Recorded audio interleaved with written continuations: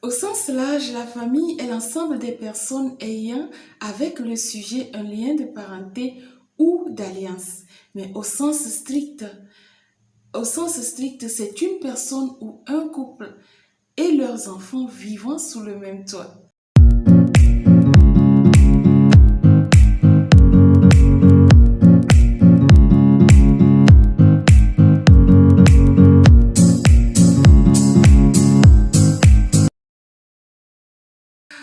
Bonjour, bonjour, bienvenue à tous. Vous êtes sur la chaîne Bonté Suprême et moi c'est Félicité pour ceux qui ne me connaissent pas. Je suis contente d'être avec vous ce matin pour continuer notre fameuse discussion sur la communication. Nous avions parlé communication dans le couple. Aujourd'hui, nous parlons communication dans la famille. Communication dans la famille dans le sens où nous voulons voir ce noyau famille, famille moderne, famille africaine, comment est-ce que la communication se fait, comment est-ce que vous arrivez à le faire dans votre famille. Partagez avec nous votre expérience, vos expériences pour qu'on puisse grandir. Et à ceux qui viennent de nous prendre en cours, à ceux qui viennent de nous découvrir aujourd'hui, je vous invite à vous abonner, à liker, à partager et pour faire grandir notre communauté. Sur cette chaîne, nous parlons expérience des parents, nous partageons expériences et difficultés des parents solo. Non seulement des parents solo, nous parlons aussi des parents qui vivent en couple avec leurs enfants. Alors aujourd'hui, nous continuons communication en famille. Et dites-moi s'il vous plaît, de manière ordinaire, est-ce que vous pensez que c'est important qu'au réveil, on se dise bonjour? Au réveil, je me réveille aux côtés de mon mari qui est encore là, qui somnole. Est-ce que c'est bien chérie, bonjour, comment tu vas? Tu as bien dormi? Bien que nous ayons passé la nuit ensemble, vous pensez que ça lance la journée en fait? Moi, je pense que ça lance la journée et c'est bien de prendre des nouvelles de l'autre. C'est bien que l'autre se sente impliqué dans ta vie, l'autre se sente présent ou l'autre se sente important. Ça, c'est mon avis personnel. Mais je ne sais pas comment est-ce que vous le faites. Si vous le faites, comment est-ce que vous arrivez à le faire. Et chers messieurs, quand on vous dit bonjour, est-ce que vous le prenez bien? Ou si vous n'êtes pas de bonne humeur, vous boudez, je sais pas, je réponds pas à ton bonjour ou les tétas, comment est-ce que vous le prenez? Il ne m'a pas répondu hier quand je lui ai posé la question par rapport à un sujet assez important. Alors, je ne réponds pas à son bonjour. Ou le monsieur, il fait la tête parce que, ah, j'avais besoin de toi, tu m'as tourné le dos. Alors, je réponds pas à ton bonjour. Et voilà, la journée est mal partie. Elle est mal barrée, comme on le dit. Ou comment est-ce que vous arrivez à le faire? Est-ce que d'une manière courtoise, vous arrivez quand même à vous dire bonjour malgré les difficultés et à faire passer les difficultés après, c'est-à-dire lancer d'une manière ou d'une autre la journée. Maintenant, par rapport aux enfants, comment est-ce qu'on arrive à le faire? Est-ce que le matin, on parle toujours de comment est-ce qu'on démarre la journée? Est-ce qu'on arrive à rassembler les enfants pour leur dire bonjour, pour dire une petite prière, pour confier la journée au bon Dieu ou je sais pas, pour partager un petit déjeuner ou en cours parce que on n'a pas le temps de passer ne serait-ce que 10 minutes ou 5 minutes pour demander comment vous avez dormi, est-ce que la journée commence bien ou passer une bonne journée, une prière, une bénédiction, une grâce et tout ça pour les enfants, pour qu'ils se sentent en confiance, qu'ils se disent je quitte la famille, mais nous avons tous notre esprit soudé par la prière où nous avons eu le temps de nous dire bonjour, de sourire les parents ont eu le temps de nous dire qu'ils nous aimaient. Ah, on est content parce que maman m'a dit qu'elle m'aimait, papa m'a dit qu'il m'aimait et tout le reste. Ça fait trop idéaliste, ça fait trop correct, mais est-ce qu'on arrive à le faire, un temps soit peu, est-ce qu'on arrive à le faire?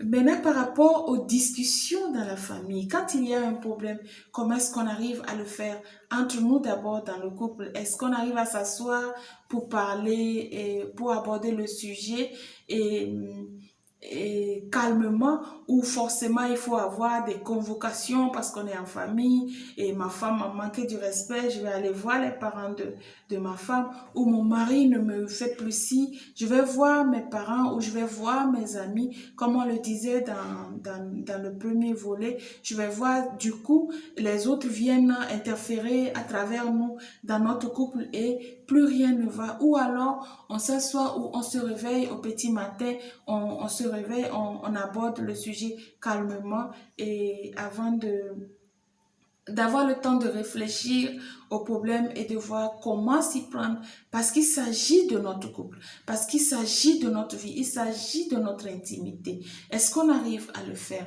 Maintenant, par rapport aux enfants, quand les enfants ont un problème dans le foyer, est-ce que nous arrivons à nous asseoir, nous arrivons à, à nous asseoir avec cet enfant ou c'est et pour discuter avec lui par rapport à sa réalité, par rapport à son problème, où on l'expose parce que on est dans un contexte et beaucoup plus africain où on l'expose dans la cour, on crie après lui, on lui dit des choses pas possibles, tu n'es pas intelligent, ton ami est premier, toi tu es dernier, on fait tout, on donne tout, mais tu ne fais rien en retour et tout le reste. Dites-moi s'il vous plaît comment est-ce que vous arrivez à le faire avec vos enfants, comment est-ce que vous arrivez à discuter quand les enfants ont un problème.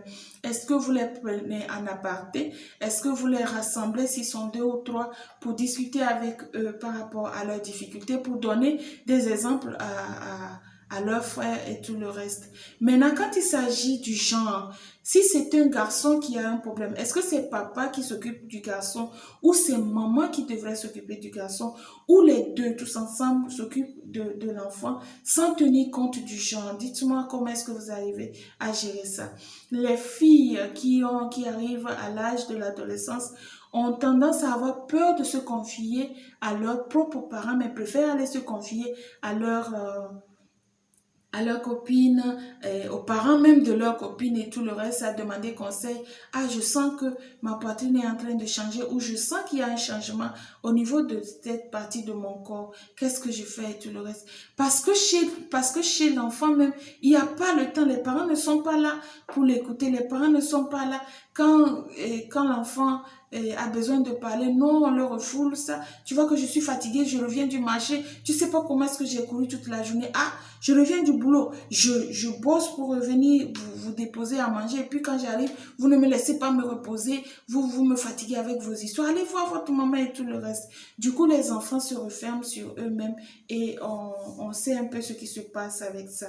On découvre, on tombe parfois des nues devant des réalités qui nous ramènent ou même qu'on retrouve parfois sur les réseaux parce que c'est mon enfant, il a fait ci et je ne suis pas informée. C'est les réseaux sociaux qui m'informent de ce que vit mon enfant ou de ce que fait mon enfant parce que je n'ai pas le temps de parler. On n'a pas un petit temps de convivialité ou on n'a pas un petit temps de communication à la maison. Si vous arrivez à recadrer cette partie de votre vie de famille, comment est-ce que vous arrivez à le faire? Si vous n'arrivez pas à le faire, comment est-ce que vous pensez le faire? Partagez avec nous pour aider ceux qui viennent sur ce canal pour trouver un temps soit peu une trace de solution. Dites-moi comment se fait la communication, qui s'occupe des garçons et qui s'occupe des filles quand il y a un problème. Nous sommes deux parents, nous sommes deux parents de genre masculin, féminin. On n'a pas forcément des enfants garçons ou on n'a pas forcément des enfants filles. C'est mixé parfois. Maintenant, quand l'un a des problèmes, quand c'est un garçon, est-ce que c'est maman parce que le garçon s'entend mieux avec la maman? Ou quand c'est la fille, est-ce que c'est papa parce que elle est beaucoup plus attachée à papa? Ou alors on essaie on essaie de pas faire la différence et tous les parents peuvent aider. Comment est-ce que vous arrivez à gérer? Est-ce que vous avez des temps de sortie avec vos enfants, de discussion et tout le reste? Nous n'avons pas le temps, c'est vrai, ça je le reconnais. Je ne viens pas ici sur ce canal à travers les autres amis. Je ne viens pas ici dire comment éduquer nos enfants. Je ne viens pas ici dire comment est-ce que nous devons vivre dans notre vie de couple. Mais nous venons juste demander comment est-ce que ça se passe pour essayer d'améliorer. Parce que c'est un canal de partage, un canal d'accompagnement. Maintenant, par rapport à un sujet qui paraît assez important, les relations entre les relations entre la famille stricte et la famille élargie. La famille, les grands-parents, les oncles, les tantes et tout le reste, comment est-ce que vous arrivez à gérer?